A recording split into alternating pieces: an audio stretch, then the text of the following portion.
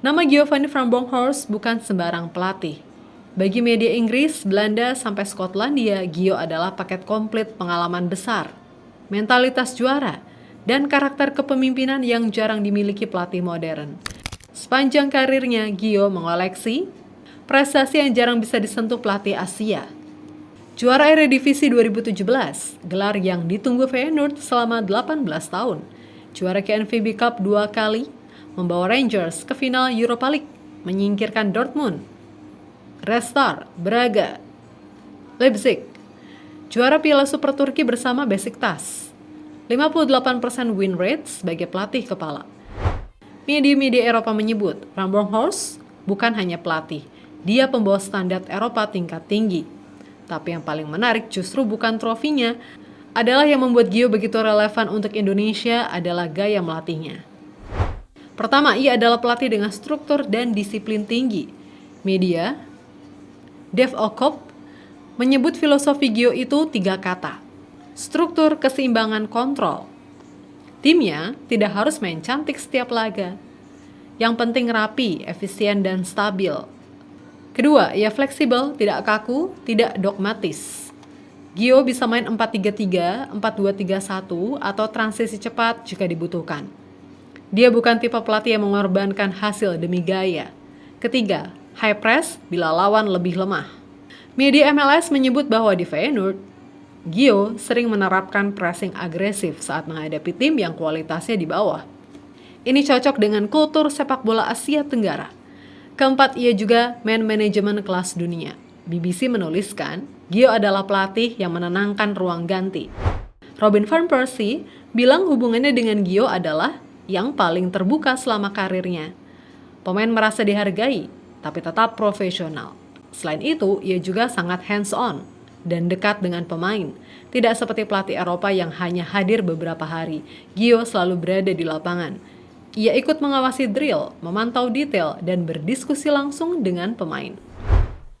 Keenam, ia bisa membangun budaya dan mentalitas klub.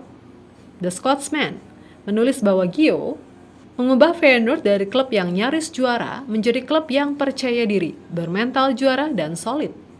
Inilah yang dibutuhkan timnas Indonesia. Dan terakhir, ia juga sangat ahli dalam pengembangan pemain muda.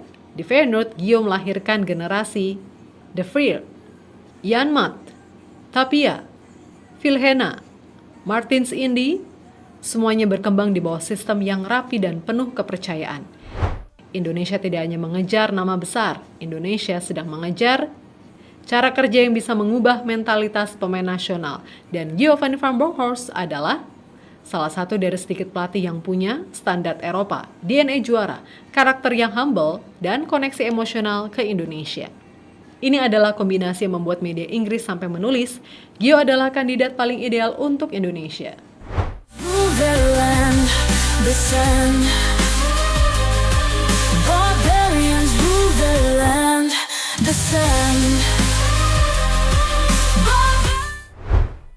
Jika Giovanni van Bronckhorst benar turun sebagai pelatih Indonesia, maka perubahan paling terasa bukan cuma di pinggir lapangan, tapi di cara Indonesia bermain.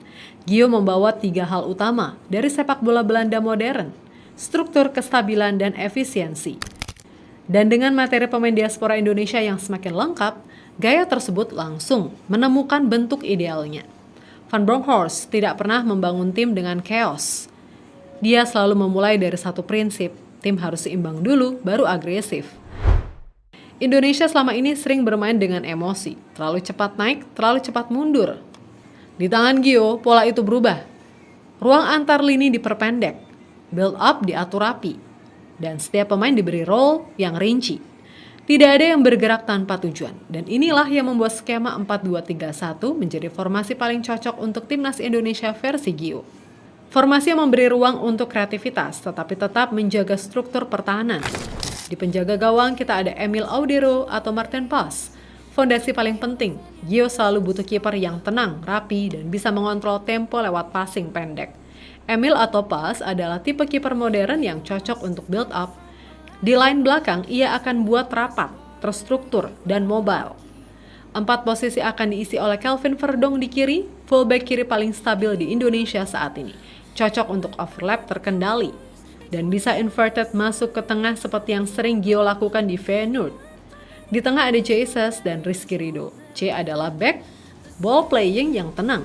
Gio selalu membutuhkan back yang bisa memulai serangan dari bawah tanpa panik. Itses adalah profil sempurna untuk itu. Sedangkan Ridho kuat di duel, disiplin dan makin matang. Duet Itses-Ridho memberikan keseimbangan antara teknis dan fisik. Dan di bek kanan ada Eliano. Mobilitas tinggi, bisa naik turun seperti fullback modern. Sering jadi outlet untuk build up sisi kanan. Eliano sudah buktikan kontribusinya di Persib. Kemudian double pivot. Otak dan mesin timnas ada Tom Haye dan Joey Pelupesi. Tom adalah profesornya lini tengah Indonesia. Tom akan menjadi pusat distribusi dan pengatur ritme, seperti gelandang Feyenoord era Gio. Sedangkan Pelupesi tugasnya menutup ruang, menjaga kedalaman dan memastikan struktur tetap utuh ketika fullback-nya naik. Ia disiplin paling tinggi di skuad. Dua pivot ini adalah fondasi paling penting dari gaya Gio. Haye sebagai metronom, Pelupesi sebagai guardian. Kemudian 3 gelandang serang. Di tengah ada Ole Rummenigge. Gio suka AMF yang mobile. Pintar membaca ruang dan bisa turun menjemput bola. Rummenigge punya karakter itu, bukan sekedar playmaker, tapi penghubung antara pivot, sayap, striker.